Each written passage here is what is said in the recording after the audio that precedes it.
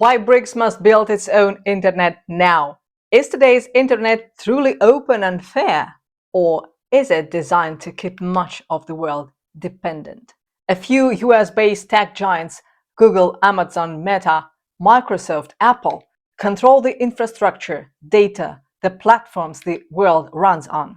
This leaves the BRICS nations highly exposed. The BRICS countries hold over half the global population.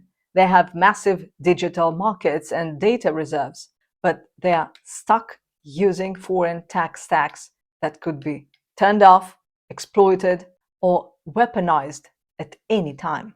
The threat isn't theoretical. The US has already cut off access to platforms, blocked hardware, and sanctioned software tools.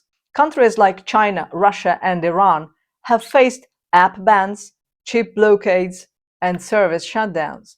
The message is clear: digital power is political, and BRICS is waking up to it.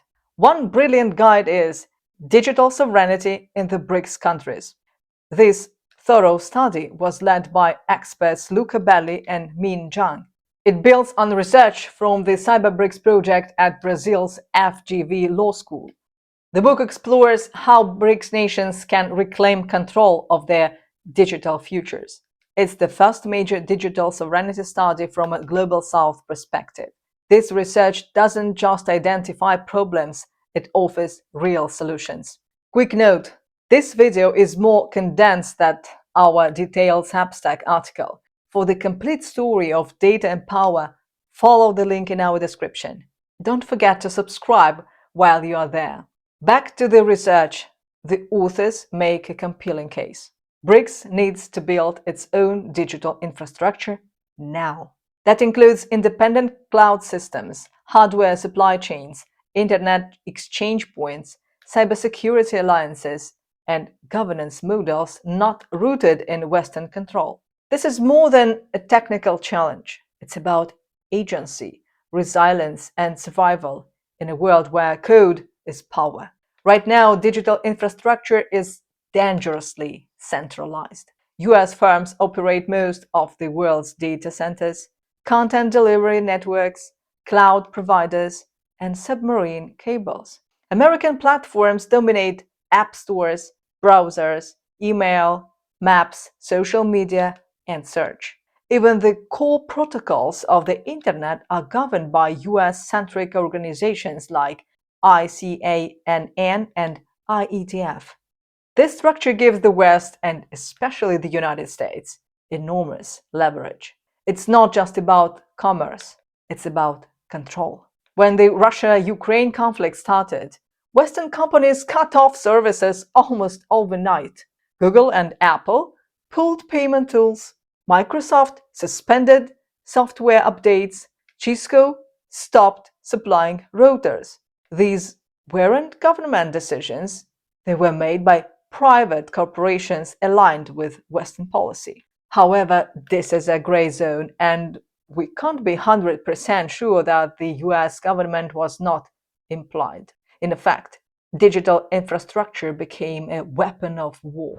That same model could be used on any country that falls out of step. Even allies aren't immune.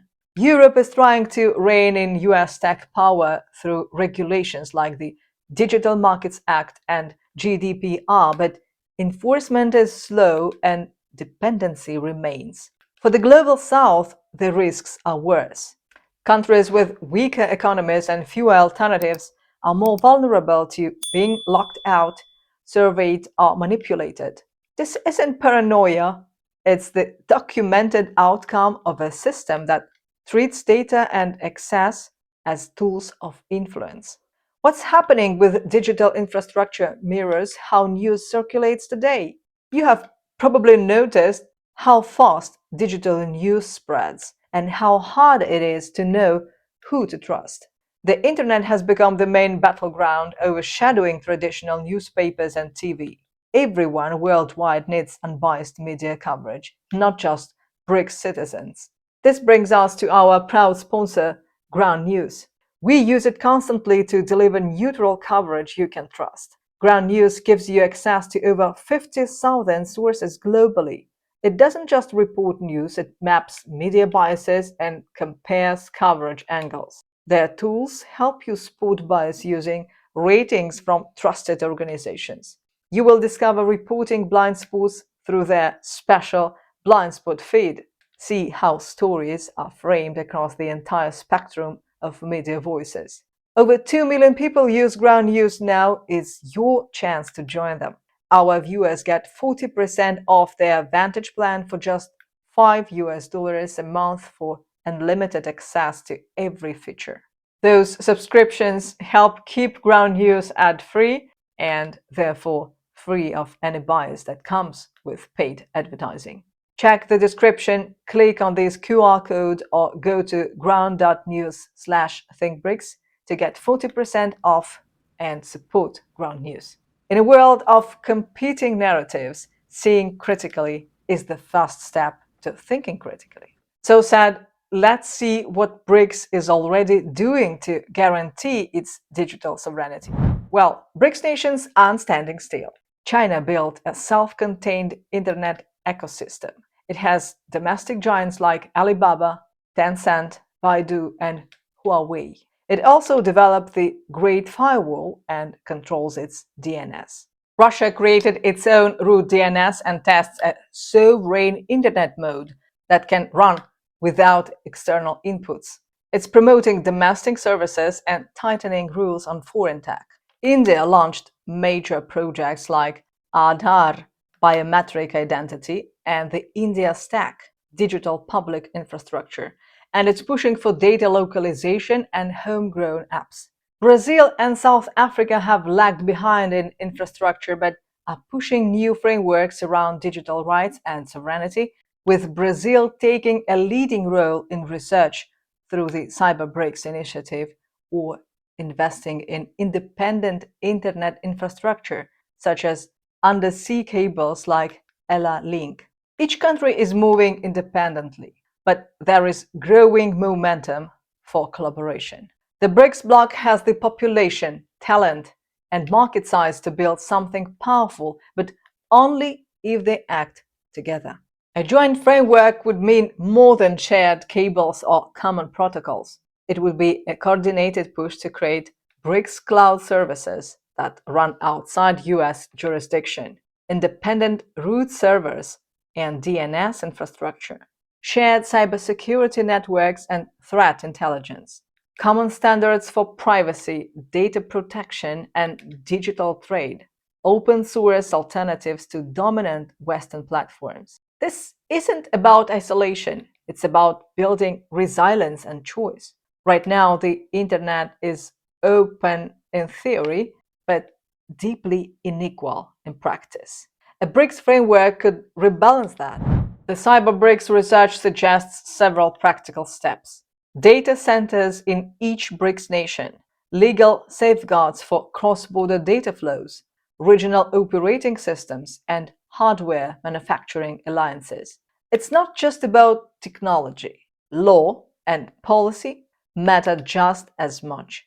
Countries need aligned rules on content moderation, surveillance, platform liability, and user rights. Without legal harmony, technical integration will hit walls. The BRICS countries aren't natural allies. They have different political systems, digital strategies, and levels of development. Trust can be shaky, especially between China and India or Iran and Saudi Arabia, but shared interest in breaking US dominance may be enough to drive cooperation. The other challenge is capacity. The US didn't dominate tech by accident. It invested in research and development, infrastructure, and education for decades. BRICS nations need to do the same. There are also a risk of repeating the West's mistakes. China's model, for instance, prioritizes control and censorship. Russia leans heavily into surveillance. If BRICS just swaps one kind of digital authoritarianism for another, the effort will fail. Instead, BRICS has a chance to create something new, a digital ecosystem that respects sovereignty and rights. That means transparency, open standards, strong encryption, inclusive governance, and meaningful privacy protections. The goal isn't just to protect BRICS countries from the West, it's to build a better model for everyone. Why now? The global internet is fracturing. Geopolitical tensions are accelerating this split. The US-China tech war, Western sanctions, regional firewalls, regulatory crackdowns, AI nationalism. It's all pointing in one direction: fragmentation. The dream of a borderless, neutral internet is dead. What comes next is still up for grabs. If BRICS wants a say in shaping that future, it must act now, before standards are locked in, dependencies deepen, and the gap becomes irreversible. The window is closing. Western countries are already moving on AI governance, quantum computing standards, and cheap alliances. If BRICS countries don't get organized fast, they will end up on the outside looking in. But if they do act with urgency and unity, they can help lead the next phase of the internet, not just by copying what came before, but by building a fairer, more inclusive digital order. BRICS needs more than independence, it needs imagination. Digital sovereignty is often framed as a defensive move. And yes, it's about protecting infrastructure, asserting jurisdiction, and avoiding coercion. But it's also a creative project. This is a chance to rethink how the internet should work, to ask who controls information, how should data be governed, what values should be embedded in code. The old model concentrated power in a few hands. BRICS has the opportunity to flip that, to build systems that empower many. The tools exist, the stakes are clear. The time is now.